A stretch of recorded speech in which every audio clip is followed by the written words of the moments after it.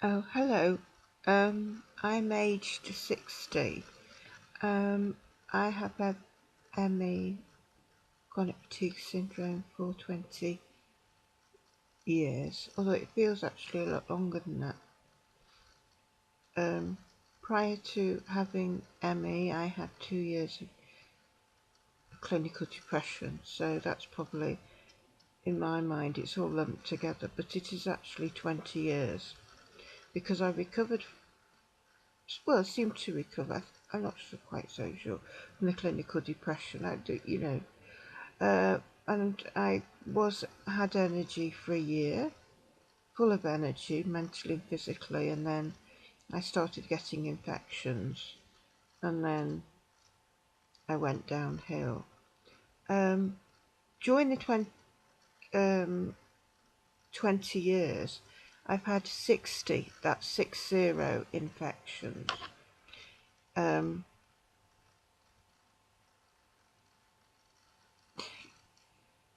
get over that. It's a hell of a lot, isn't it? 60 infections. But even prior to that, in my 20s, I had a lot of what were called viruses. But basically, you felt as if you had an infection, but the doctor didn't treat it. It was just left. So it was just feeling ill and tired all the time. And that was in my 20s, middle to late 20s. And I was struggling then with severe fatigue, tiredness, trying to keep fit by going swimming, doing exercise, doing everything I could to help myself. Healthy eating, I didn't smoke, didn't drink. Now, I want to talk about the menopause because how many years ago was it? About 13 years ago, perhaps. When my period started to decrease, a bit sort of ad hoc, 1 month I'd have a period, another month I didn't. It started with a sleepless night. And at first it was quite nice. It's quite peaceful being up all night. It's quite nice. And then it increased to twice a week. And that was quite nice. But then I was finding I was having sleepless night and sleepless days. So I wasn't sleeping day and night.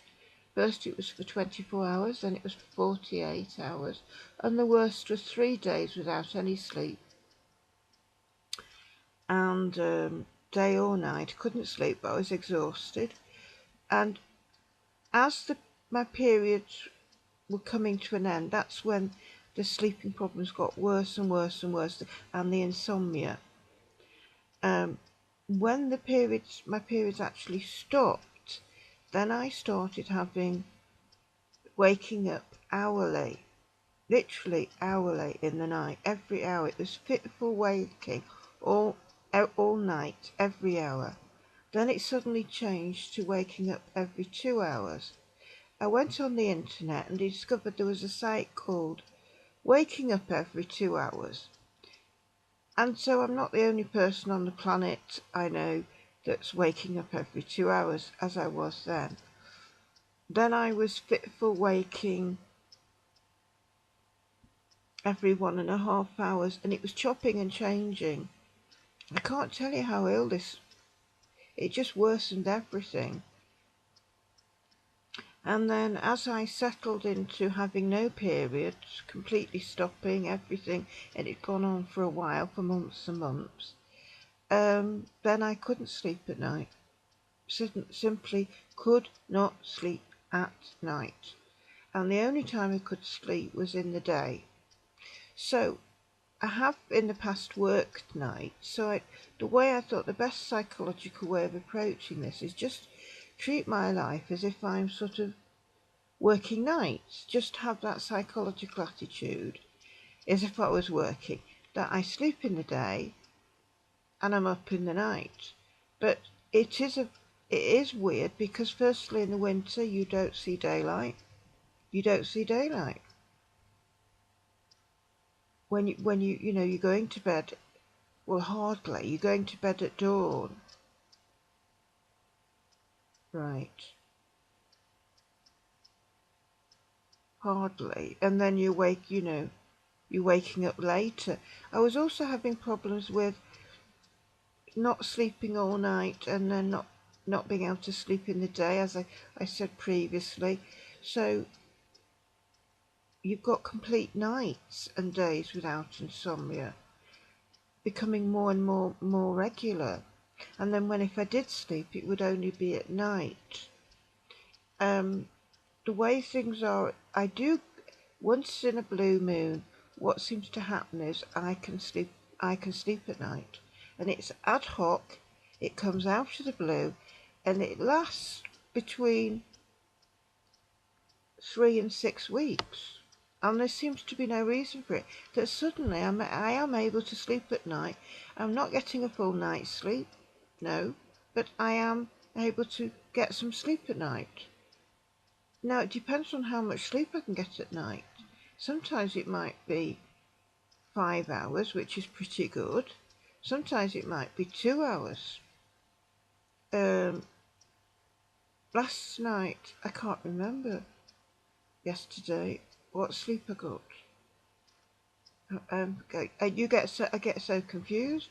I don't know what day it is. I have to go onto the internet to find out what day it is. I get very confused. I don't know. I can't keep track. I don't know what's happening when it's day or night. I remember opening the door to the doorbell rang and it was Asta. And I thought it was 9 o'clock in the morning. And I thought, why is Asta here? And why is it's dark? But it's 9 o'clock in the morning. Maybe, it's winter. And I said, well, is it day or evening? And he said, it's evening. Oh, right. Gosh, I've been in bed all that time. I'd slept for 20 hours. This is not uncommon, actually. Because I am not sleeping, I suddenly go comatose. Happens a lot. So I'm not sleeping 2 hours one night, 3 hours another night. Then I go comatose. It could be 16, 18 hours. This is quite usual, quite common.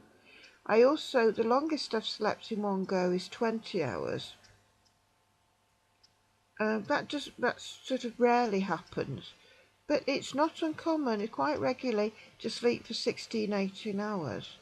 When I wake up, it's very hard to come to, but I have to force myself out of that bed because I know I'm dehydrated. And when you're dehydrated, you get more sleepy and tired. And I know I've got to get water inside of me. It's as simple as that. I have to get some water in me. Because it's a long time to be without water, 18 hours. So the first thing I do is to get up and get water. I found some years ago, I'm just trying to think how many years, when it started with the menopause, was up at night.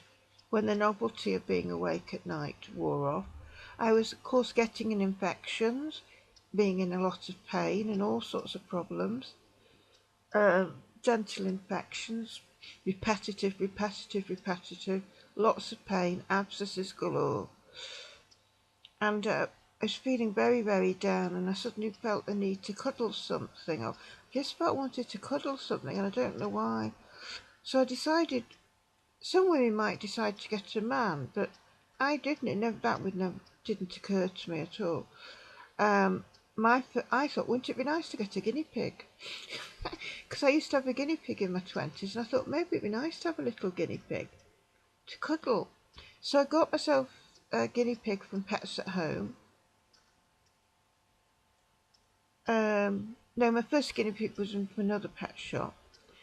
And, the loneliness and feeling sad in the night just went. It was so lovely.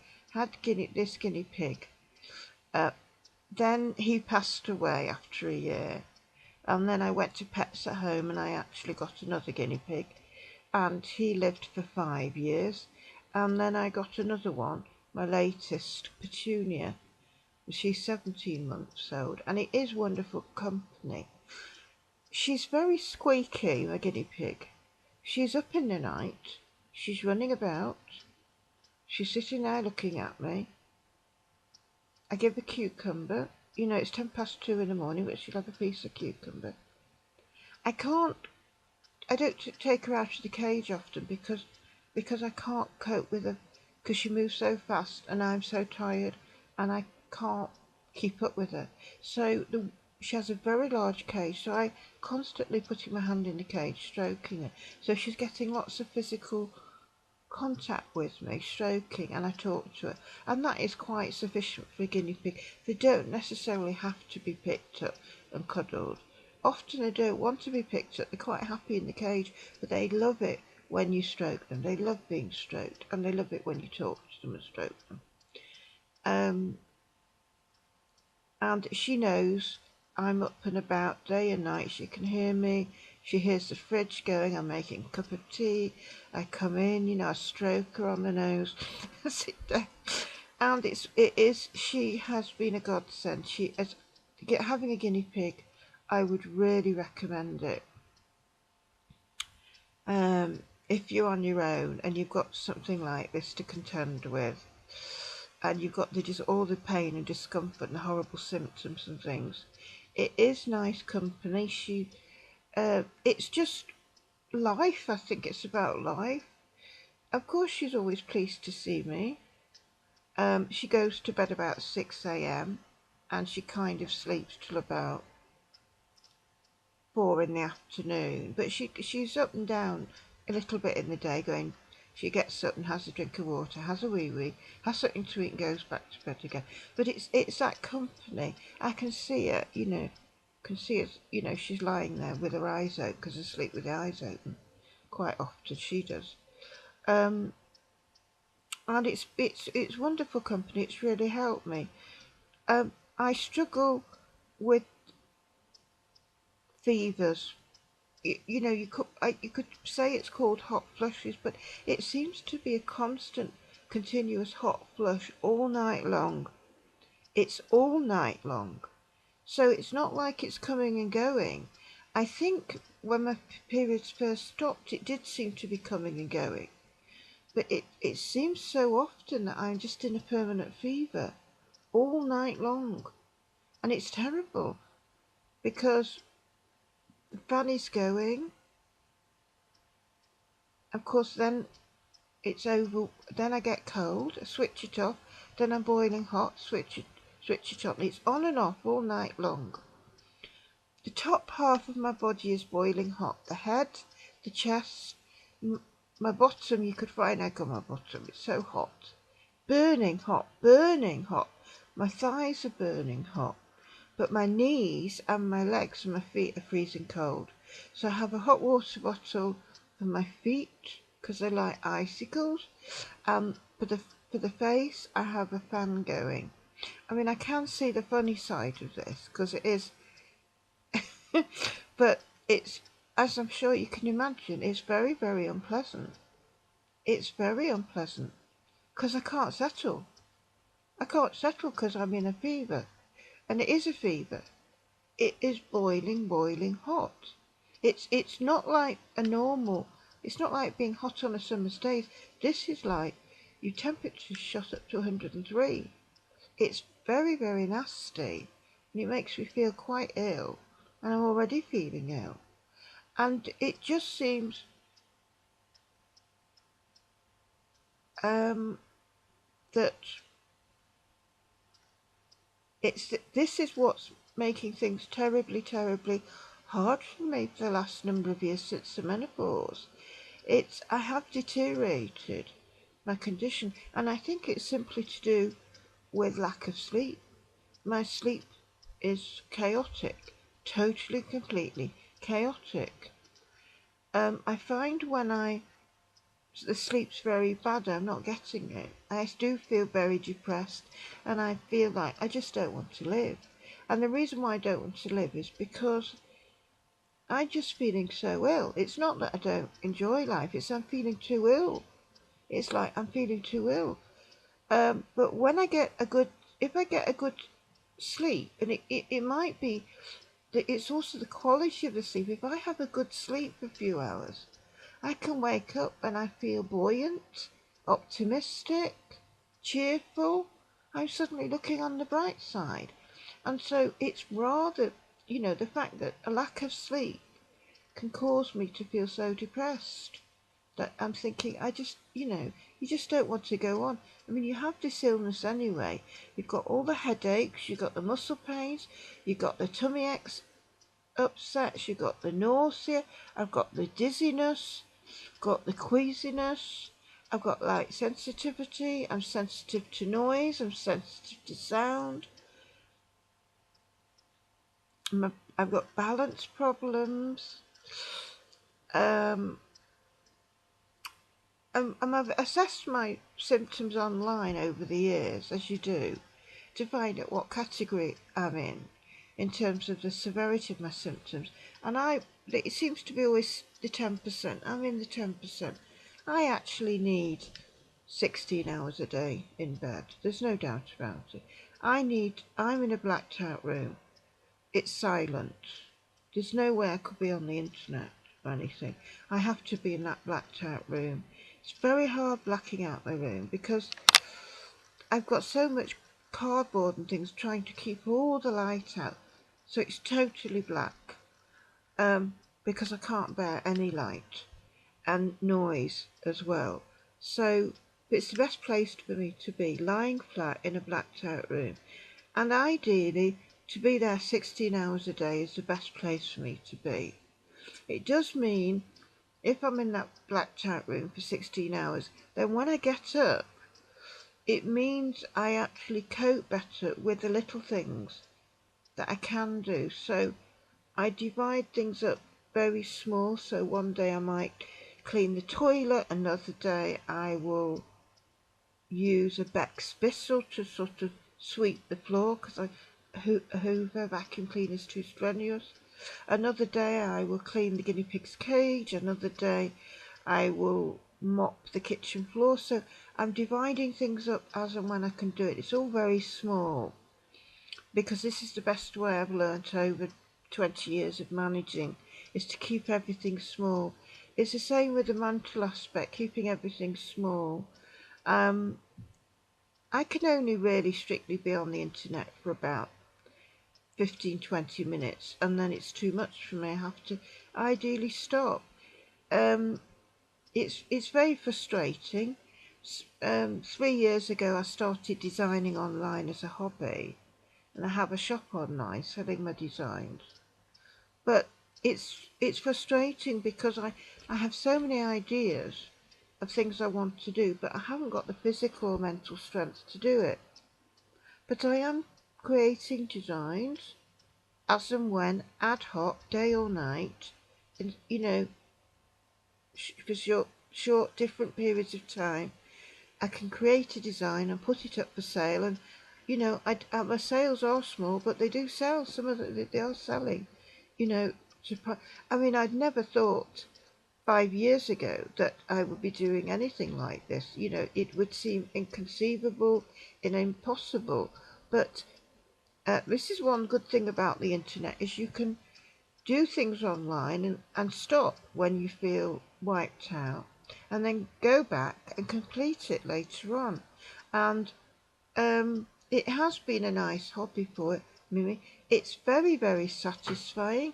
I've built up friends on the website I'm on, and you follow people's designs, you take an interest in what other people are doing.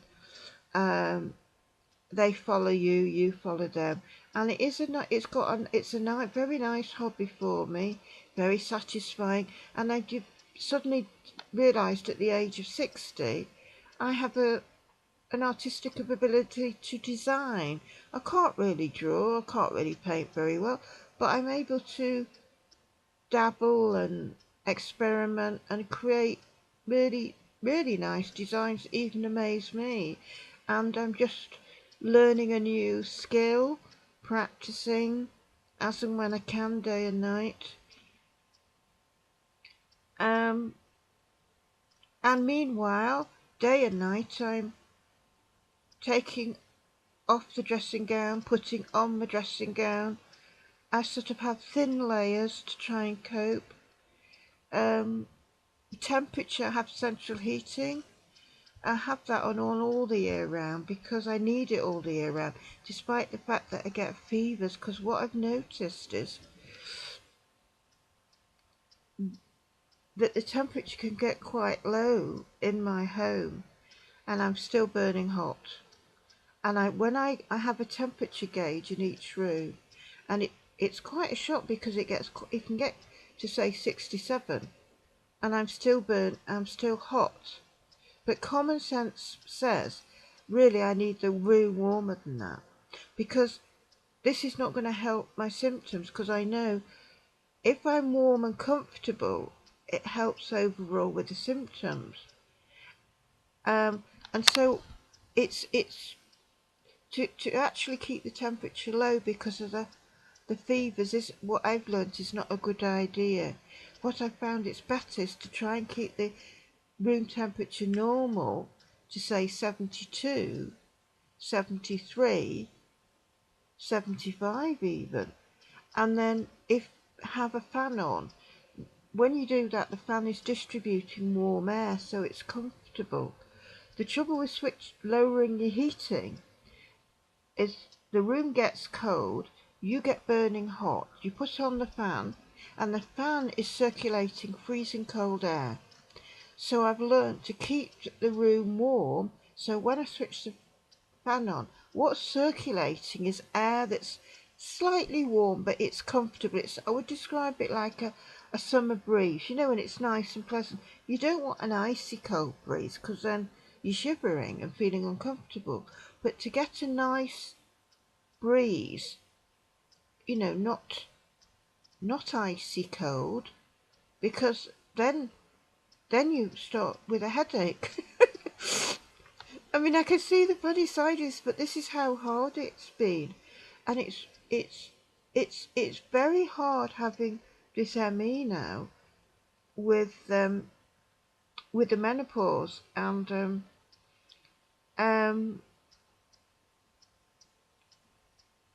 with all these symptoms. But it doesn't mean that what I have you will necessarily get. And it's like the illness itself. You have to cope, you have to find a way of coping it, of managing it, of adapting to it, of just trying you find a way of coping with it. Um,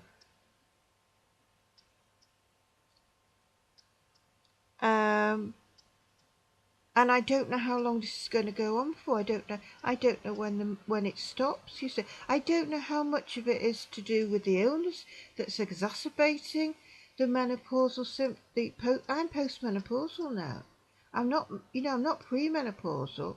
My periods have stopped now for a few years, so really I'm postmenopausal. I have tried alternative therapies for this fevers. I am taking something every day, which did help. It has helped. It has reduced it. But I can't take any more. I mean, what I'm doing is sufficient. In other words, you've got to get the balance right. I am taking something to try and help to subdue the effects, but it obviously can only do so much.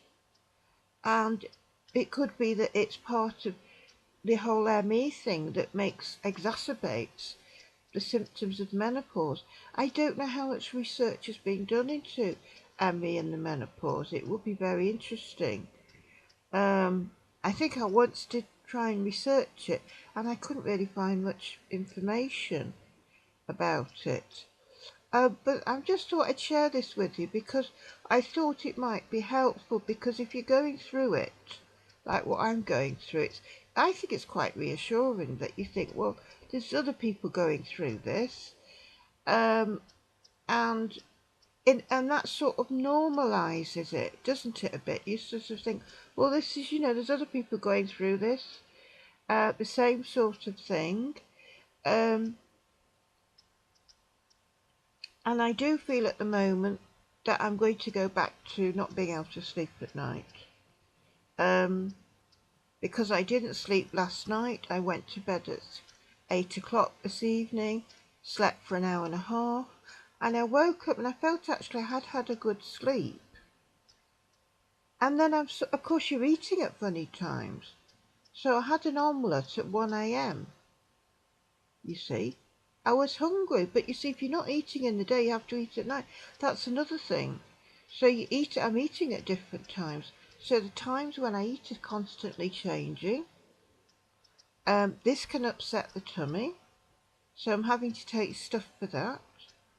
You know, keeping the bowels regular as well, which is important. Because I've got IBS. The IBS seems to have reared its ugly head again. For some reason that is unbeknown to me. We don't know why this happens with. The whole thing is, you know, I still, in some ways, can't get used to all these crazy symptoms. Um, um, because it just seemed to go in a circular fashion with me, you know. I seem to go through phases of different symptoms that are very pronounced. And it's the same with when I'm able to sleep, when I'm able to eat, times of the day and night when I'm more alert than other times. Very, very strange. And I just thought I would have a chat with you. And I thought you'd like looking at this nice scene, because you wouldn't want to look at me. My hair's all over the place and I've got bags under my eyes, and you know, you look in the mirror and it's, oh dear, oh dear. And you look and you think, oh, I'm aging more. I suddenly seem to be aging more as well. That's another thing.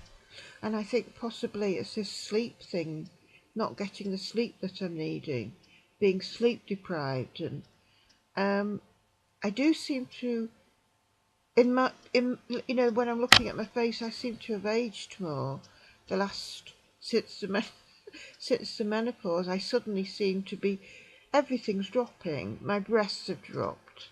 You know, my eyebrows have dropped. Everything's dropped. And you know, I looked in the mirror today and I thought, oh, it's something else dropped in the face. You know, I'm suddenly, it's like my eyes, which were wide awake, wide eyes, are now getting narrower and narrower. And I'm thinking, it's like I'm becoming Chinese, or is it Japanese? I always get my little between two. And it's getting so narrow. It's like the aging process. And the skin's getting drier. And the vaginal dryness is terrible. So dry. So dry. And again, that's awful, because you're itching and itching and itching. That's how dry. And it's not very nice. It's very unpleasant. Extremely sore and itchy. The face, it dries out, getting sore and itchy. Eyes are itching, dried out. Putting eye ointment in to try and give moisture. So it's hard. What happens? I don't know how long this is going to go on for. Nobody seems to know. But I will do some more research on this. And I hope this has been informative and interesting, and perhaps given assurance. And I wish you all well, and that I hope this doesn't depress anybody who's not reached the menopause yet. You do adapt to this. You get to cope with it. You just have to. You've got no choice really. It's like you've just something else you have to deal with your ME.